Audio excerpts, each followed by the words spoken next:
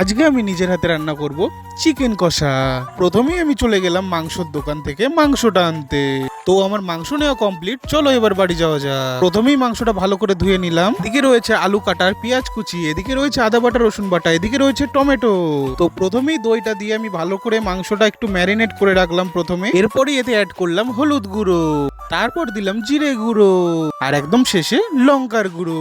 আর এদিকে রয়েছে chicken curry মশলা, এটাকেও আমি এর সাথে অ্যাড করে দিলাম। আর এটা হলো শাহি গরম মশলা, এটাকেও আমি এর সাথে অ্যাড করে দিলাম। এরপরই এর মধ্যে দিয়ে দিলাম আদা রসুনের পেস্ট। তারপর এটাকে একসাথে করে সুন্দর করে ম্যারিনেট করলাম। আর এইভাবে ম্যারিনেট করে 1 ঘন্টার জন্য রেখে দিলাম। এরপরই আলুটা লাল লাল করে ভেজে নিলাম। এরপরে আলুর মধ্যে পেঁয়াজগুলো দিয়ে দিলাম ভাজার জন্য। ভাজা হয়ে যাওয়ার পর ম্যারিনেট করা মাংসগুলো এতে দিয়ে একটু নেড়ে চেড়ে নিলাম। তারপরে ধীরে ধীরে মাংস থেকে জলগুলো বেরোতে লাগলো, আর তখনই আমি দিয়ে দিলাম 2টো লেবু পাতা। সো ফাইনালি আমার চিকেন কষা রেডি। তোমরা একটু কমেন্ট করে জানাও কেমন হয়েছে।